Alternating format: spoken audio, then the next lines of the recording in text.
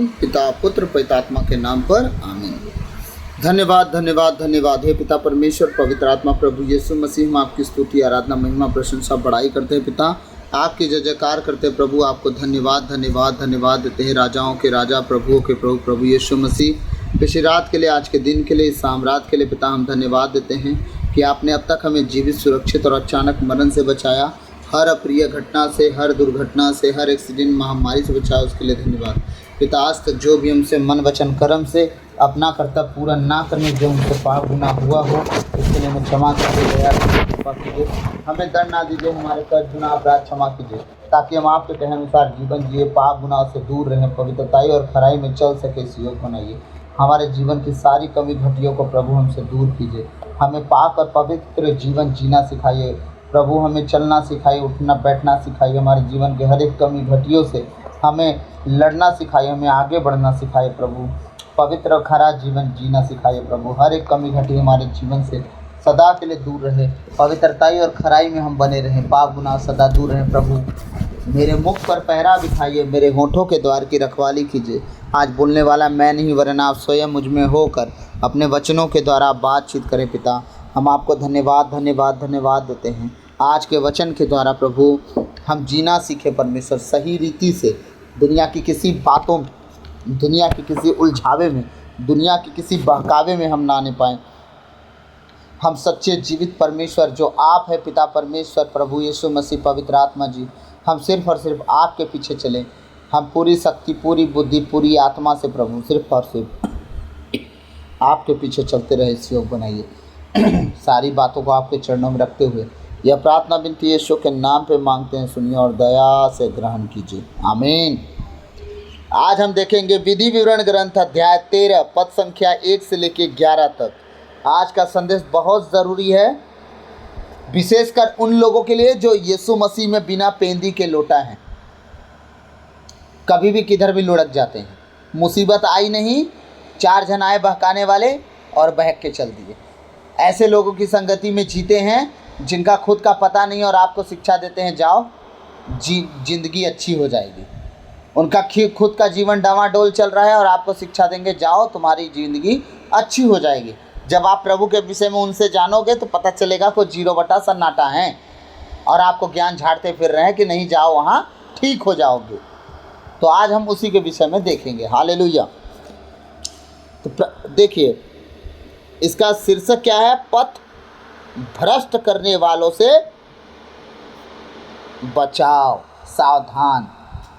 इसका मेन शीर्षक है, 13 अध्याय का मेन शीर्षक क्या है, पथ भ्रष्ट करने वालों से बचाओ। पथ भ्रष्ट करने वाले का मतलब जो आपके रास्ते को खराब करते हैं, उन लोगों से आप सावधान रहें। कैसे सावधान रहेंगे, आइए हम वचन के द्वारा देखेंगे।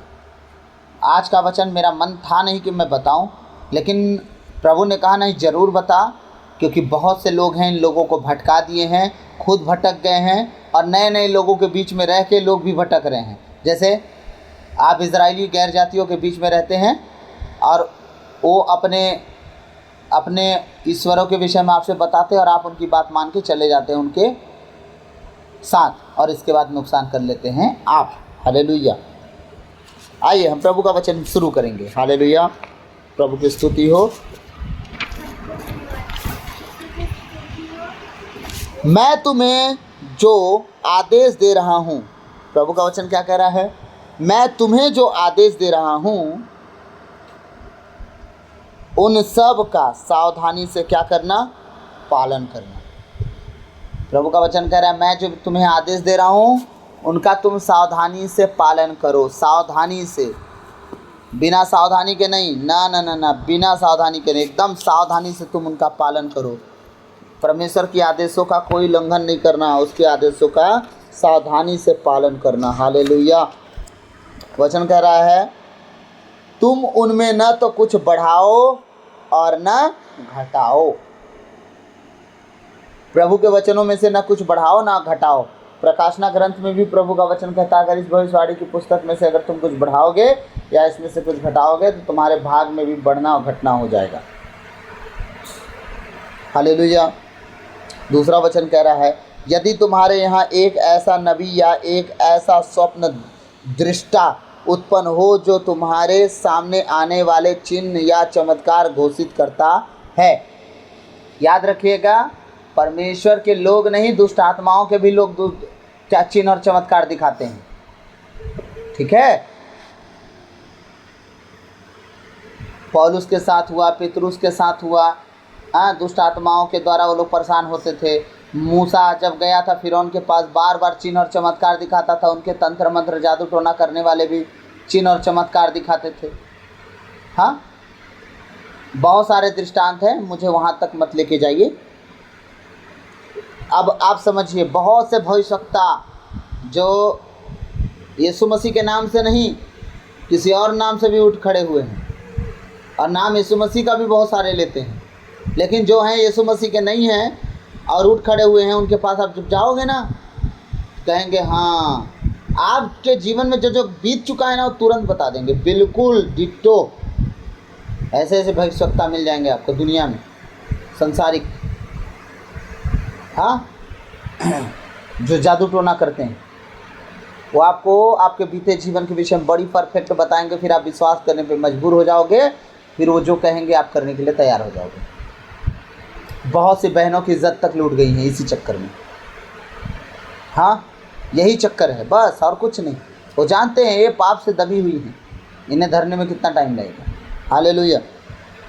यदि तुम्हारे यहाँ एक ऐसा नबी या एक ऐसा स्वप्न दृष्टा उत्पन्न हो जो तुम्हारे सामने आने वाले चिन्ह या चमत्कार घोषित करता है, तुम्हारे सामने आने वाले चिन्ह और चमत्कार घोषित करता है, और यदि उसके द्वारा बताए गए वे चिन्ह या चमत्कार घटित हों, और यदि वह कहे कि हम पराये देवताओं के जिन्हें तुम नहीं जानते अनुयायी बने और उनकी पूजा करें, तो तुम उस नबी या स्वप्न दृष्टा की बातों पर ध्यान नहीं दोगे।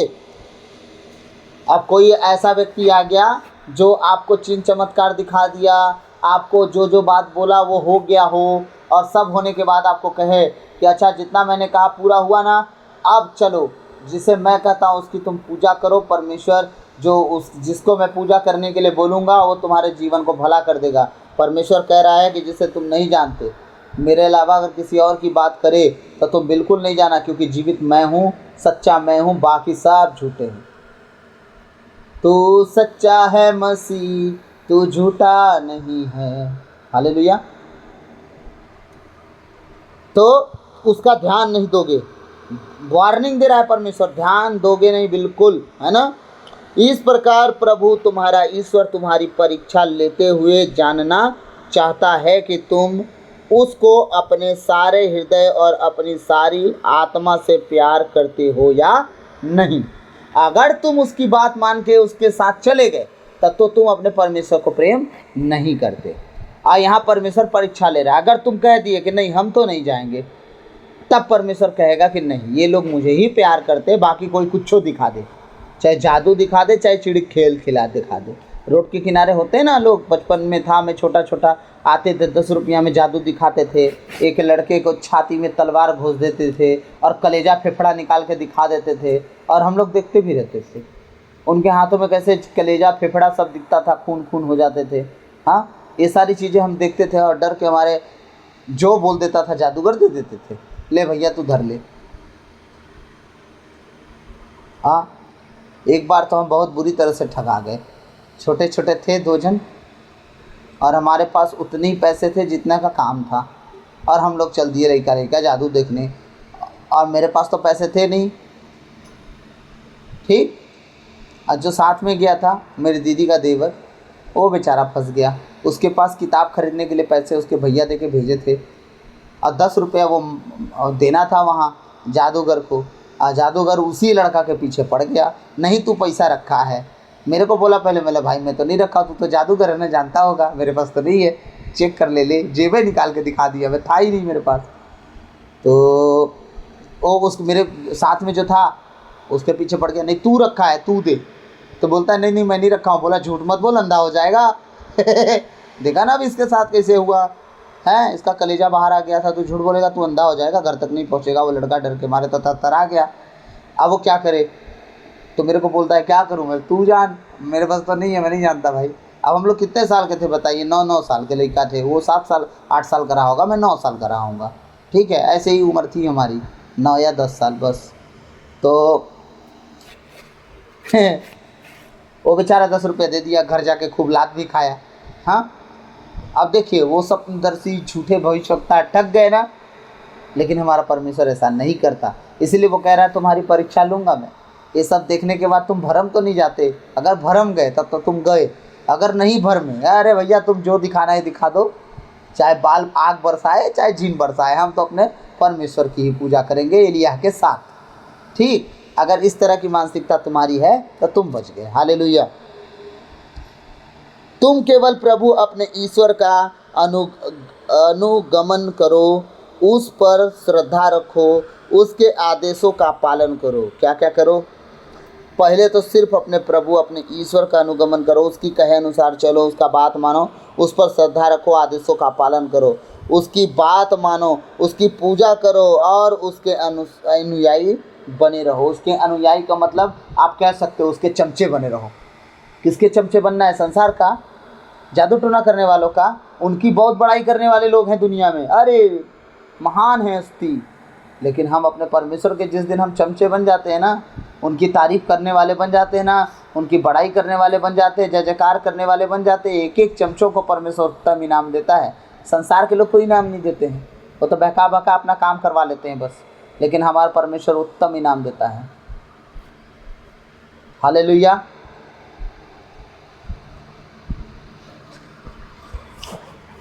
किंतु तुम उस नबी, अब देखिए उस नबी के साथ क्या करना है, प्रभु क्या कह रहा है, ध्यान से सुनिएगा। ऐसे नबियों के साथ इज़राइल क्या करे, सुनिएगा। 6वां वचन कह रहा है, किंतु तुम उस नबी या स्वप्न दृष्टा का वध करोगे। सीधे कह रहा मर्डर, कह रहा उसे छोड़ोगे नहीं तुम लोग। पुराने विधान में सब जायज़ था, वहाँ थाना पुलिस नहीं होता था, अब तो थाना पुलिस है। इसका मतलब आप मर्डर करने में मत चल दीजिएगा, परमेश्वर आपको मना कर रहा है, सब मर्डर और हत्या नहीं करना है, आपको ऐसे लोगों के पीछे नहीं चलना है, बात खत्म। ठीक, लेकिन उन दिनों में ऐसा था, सीधे उनकी क्रियाकलाप कर दो, बचे ही ना वो रहेंगे ना जड़ों फिर पनपेगा, वो रहेंगे तो फिर दूसरों को भरमाते रहेंगे, ऐसे लोगों को मार दो। साउल के दिनों में जितना जादू टोना करने वाले थे उस रात से भगा दिए गए थे, याद है ना? साहुल घोषणा कर दिया था, अगर कोई जादू टोना करने वाला पता चल जाए उन्हें मार दो, सीधे घर सहित, परिवार सहित, उनका संपत्ति सहित फुकवा दो। और लास्ट में साहुल जादू टोना करने वाली बात गया और कहता है मेरे लिए सैमुएल नबी को पाताल लोक से मंगवा, और कोई सैमुएल नबी उम्बी नहीं आते हैं पाताल लोक से। हाँ, परमेश्वर का दूत था जो आग से होके आया और बोलता है तू नाटक मचा के रखा है, आज ही तू परमेश्वर का दूत, सैमुएल नबी का दूत आया ना आग में। हाँ, यही ने लिखा गया उसमें, हर एक व्यक्ति का दूत है, भूलिएगा नहीं, आज ही मैं पढ़ा हूँ वचन में, हर एक व्यक्ति का दूत है। जो नबी लोग हैं ना, उनके दूत परमेश्वर के पास आते जाते रहते हैं। आप लोग को विश्वास ना हो, मत्ती में पढ़िएगा, मैं नहीं बताऊंगा कहाँ है, आज ही पढ़ा हूँ मैं। हर एक व्यक्ति का दूत, यीशु मसीह का भी एक दूत है, उनका खुद का, उनका आत्मा, वो कहता है मेरा एक आत्मा, प्रभु यीशु का आत्मा। हाँ, हर एक व्यक्ति का दूत है, बिना दूत के वो ना चल सकता है, ना उठ सकता है, ना बैठ सकता है, ना झपकी ले सकता है। प्रभु कहता है ना, मैं ना तो झपकी लेता हूँ ना ऊँगता हूँ, सबके लिए। अगर एक बात समझिएगा, अगर एक दूत 10 जन का अगर देखभाल करेगा तो एक टाइम पे कैसे करेगा? एक ठो होगा ईस्ट में, एक ठो होगा वेस्ट में, तो है ना? तो सैमुएल नबी का दूत आया आग में से, है ना, वहीं पे, और क्या बोलता है, आज ही तू मेरे साथ होगा, तेरा कहानी खत्म, तू रास्ता ही बदल गया। हालेलुया। तो अब समझिएगा, ये भूत सिद्धि वाले जो नौटंकी था ना, ये उन्हीं में सब होता है। और एक मिनट, कुछ याद कर रहा हूँ मैं ना, यीशु मसीह के अलावा लोगों को याद कर रहा हूँ जो मर के जी उठे हों। और कौन कौन है? जो अधोलोक से आए हों, फिर लोगों से बात किए हों, फिर चले गए हों अधोलोक या स्वर्गलोक में, ऐसे कोई थे क्या? नहीं ना। तो ये मेरी बातों के तर्कों से आप पकड़ लीजिएगा जादू टोना करने वाले क्या क्या कर सकते हैं, है ना। इनके पास बहुत गेम होता है, कहाँ से भी खेल लेते हैं। इसलिए इन लोगों से बिल्कुल सावधान रहें, और जब तक आपको लूट के कंगाल नहीं कर देंगे तब तक आपका पीछा नहीं छोड़ेंगे। जब वो जान जाएंगे कि आप ख़त्म हो गए तो सारी दुष्ट आत्माओं के आपके पीछे छोड़ देंगे। कंगाल तो हो ही गया है, कहीं और जाए तो जाए, और नहीं तो क्या करे, सब कुछ बेच के मेरे पास आए, ताकि मैं और उससे लूट सकूं। ये है दुष्ट आत्माओं के मानने वाले, उनका पालन पोषण करने वाले। हमें एक जन मिले थे, क्या बोलते थे, हमें उसको खाना खिलाना पड़ता है, तो क्या हम अपने घर में थोड़ी छोड़ देंगे उसको कि जा हमारे घर के लोगों का खून पी। अगर हम शमशान घाट से उन्हें जगाते जिलाते हैं, किस लिए जगाते जिलाते हैं? किसी का बुरा करने के लिए। जब किसी का बुरा करने के लिए कोई व्यक्ति बुलवाता है कि जाओ उसके घर में उसका बुरा करना, अगर उस घर की रक्षा कोई और कर लिया, या वो पहले से किसी और को नियुक्त करके रखा है अपने घर पे, तो लौट के हमारे पास आता है, भैया उस घर का बुरा तो हम नहीं किए, तुम हमें जगाए हो, हमें तो बलि चाहिए। और जब तुम इंसान की बलि देने के लिए अगर हमें तुम बुलाए, तो हमें तो इंसान ही चाहिए, हाँ, हमें कोई भी तो नहीं चाहिए। तो ओझा और सोखा वाला क्या व्यक्ति करता है, उस व्यक्ति के पास उन्हें भेजता है जिन्होंने उसे उकसवाया था कि मेरे लिए ऐसा कुछ करो कि सामने वाला मेरा दुश्मन मरे। तो दुश्मन तो मरा नहीं। अब ये व्यक्ति क्या करता है, जो उकसवाया था भैया उसके घर जा, मेरे घर मत आ। तो जादू टोना करवाने वाला भी फंस जाता है बहुत बुरी तरह से। इस बात को कोई समझते नहीं, चले जाते हैं जादू टोना कराने और अपने जीवन में बहुत बड़ा घटना करवा लेते हैं। जादू टोना करवाने वाला भी, जो कहता है ना दूसरों पर जादू टोना कर दें हमारे लिए, वो भी पूरी जिंदगी उस जादू टोना करने वाले का गुलाम बन के रह जाता है। जिस पर हुआ रहता है बस वो नहीं, जो करवाने के लिए उसे रिश्वत देता है वो भी। ऐसे ऐसे कंडीशन में जादू टोना होते हैं, इसीलिए सावधान रहें।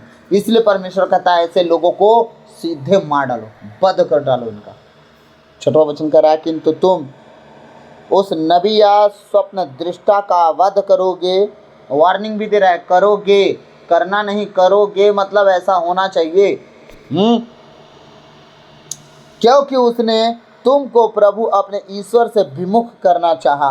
क्या करना चाहा? वो तुमको अपने प्रभु यीशु से दूर करना चाहा वो व्यक्ति, और पराये स्वामियों की पूजा करवाने लेके जा रहा है जिनका कोई वजूद नहीं है। इसलिए उसका वध करना, तुम्हारे बीच से एकदम नष्ट कर दिया जाए, बिल्कुल ना दिखे। उस दिनों की बात थी, आज प्रभु कहता है ऐसे लोगों से दूर रहो। टोन्हे, ओझे, ओछे, व्यभिचारी, लुच्चे परमेश्वर के राज में प्रवेश नहीं कर पाएंगे। हालेलुया। जो तुमको मिस्र से निकाल लाया और दासता के घर से तुम्हारा उद्धार किया, उसने तुमको उस मार्ग से बहकाना चाहा जिस पर चलने का प्रभु ने तुमको आदेश दिया। तुम अपने बीच से यह बुराई निकाल दोगे। वार्निंग फुल स्टॉप के साथ। जो परमेश्वर तुम्हें मिस्र की गुलामी से, उस दासता के जुएं को तोड़ के तुम्हें इतनी बरबस निकाल डाला, तुम ऐसी बुराई जो जादू टोना करके भविष्यवाणी कर करके तुम्हें दूसरे देवताओं की ओर ले जाते हैं ना, ऐसे लोगों को बिल्कुल बाहर निकाल देना, तुम्हारे बीच में रहने ना पाए। क्योंकि तुम्हारा परमेश्वर तुम्हारे लिए क्या किया पहले वो देखो। इन्होंने तुम्हारे लिए 2 बात बता दी, तुम भरमा गए। इन्होंने कह दिया कि हाँ मैंने देखा, मैं देख रहा हूँ तुम्हारे बीते जीवन में तुम्हारे बहुत दुख से जीवन बीते हैं। अच्छा आगे? वो तो बीते हैं मैं जानता हूँ। तेरे 3 बच्चे, हाँ हैं, और आगे बोल। तेरा 1 बच्चा खराब हो गया था। तो बीता हुआ बात जो हुआ ना, वो सब समझ रहा हूँ। आगे क्या? तो बहुत अच्छा जीवन जिया गया। आगे से गारंटी ले, लिख के दे, 500 का स्टाम्प लाता हूँ, लिख के दे कि आने वाला जीवन मेरा बहुत अच्छा होगा। और नहीं हुआ तो तुझे कोड़े 100 पड़े, लिख के दे। और पुलिस वाले बेत लगाए प्लास्टिक वाले डंडे से, जिसमें ज़्यादा चोट लगती है, लिख के दे। तू दावा कर, अब मैं जीवन ऐसे ही जीऊँगा। मैं हूँ प्रभु यीशु मसीह का, लेकिन जाऊँगा ओझा धोखा करवाने। पूरी ज़िंदगी मैं स्टाम्प पर लिख के दे दूँ 500 पर, पूरी ज़िंदगी तुम धक्के खाओगे, पूरी ज़िंदगी उन्नति नहीं आएगी। पूरी ज़िंदगी श्राप में बंधे रहोगे, तुम और तुम्हारा खानदान तबाह होते रहेगा, तुम बचा नहीं पाओगे ऐसे लोगों के बीच में जाने वाले। वो क्या दावा करेगा, मैं लिख के देता हूँ 500 के स्टाम्प पर, अगर ऐसा ना हो तो तुम मुझे 20 कोड़े मार लेना, वो 100 बेट के बराबर हो जाएगा। जो प्रभु के लोग हैं, जो नहीं हैं उनसे मैं बात नहीं कर रहा हूँ, लेकिन जो प्रभु के लोग हैं उनके जीवन में ऐसा घटना जरूर घटेगा, और परमेश्वर उन पर आशीष नहीं देगा, शैतान उन्हें कब्जे में ले लेगा और उन्हें कठपुतली जैसे नचाएगा बस। प्रभु की स्तुति हो, हालेलुया। यदि तुम्हारा भाई तुम्हारी माँ का पुत्र या तुम्हारा पुत्र या तुम्हारी पुत्री या तुम्हारी प्रिय पत्नी या तुम्हारे अंतरंग मित्र होते हैं ना नटखट मित्र लोग, अतरंगी, है ना, ऐसे मित्र यह कहते हुए तुम्हें अकेले में बहकाए। सुनना सुनना, तो इतना दुखी है ना, एक आदमी को मैं जानता हूँ,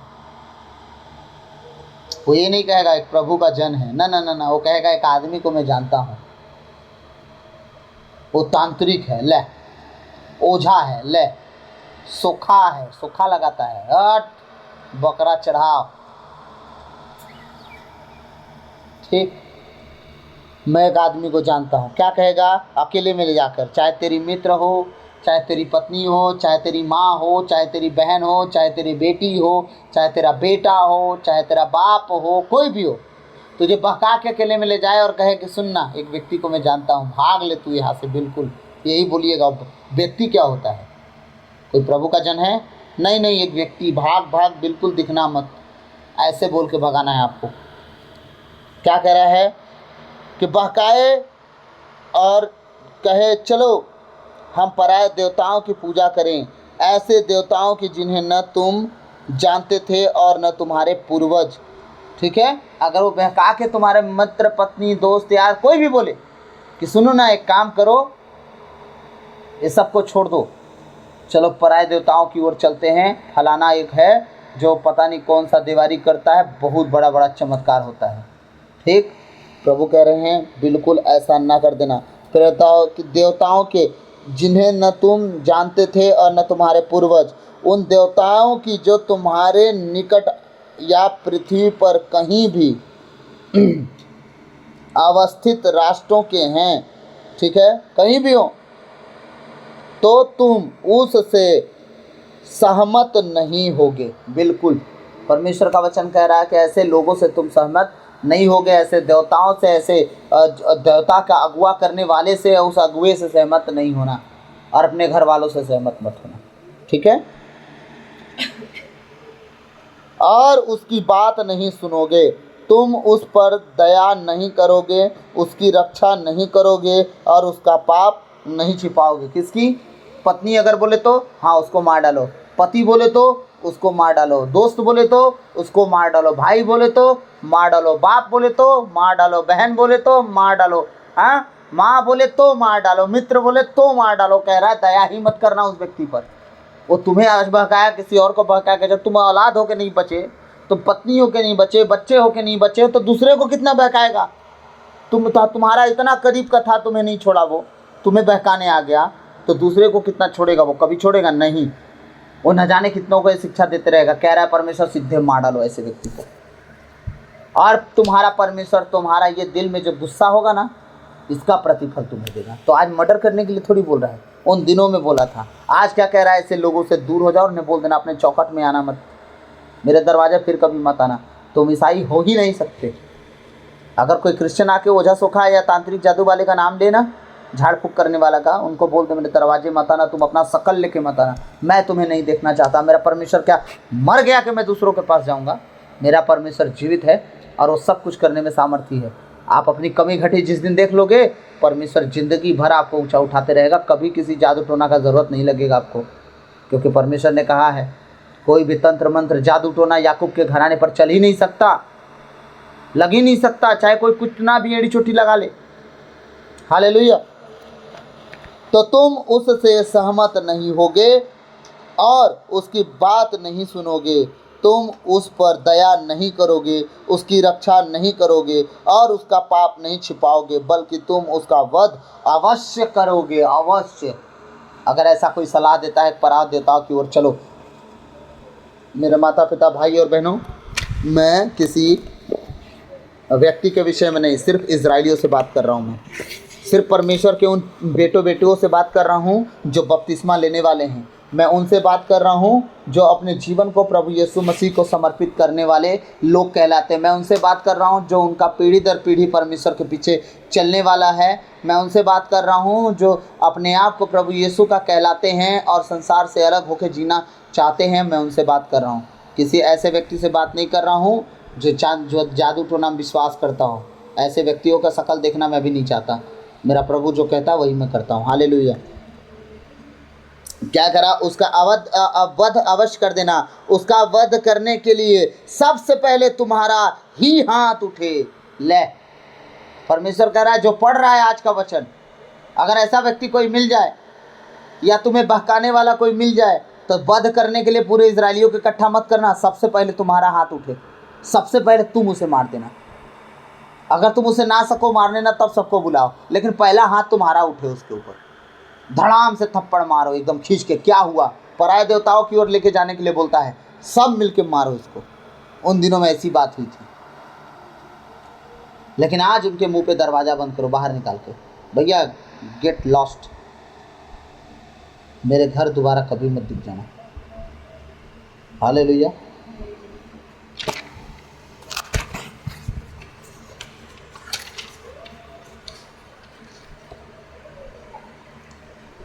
कहला सबसे पहला हाथ तुम्हारा उठे हैं, और इसके बाद सारे समुदाय का हाथ। कह रहा है सबसे पहले तुम्हारा हाथ उठे, इसके बाद सारे समुदाय का हाथ उठे और उसे जरूर मार के लेटा दो। हालेलुया। और उसे छोड़ना नहीं।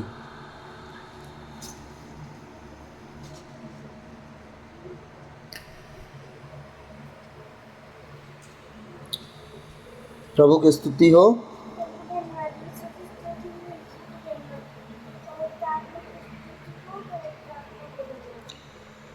Hallelujah, hallelujah.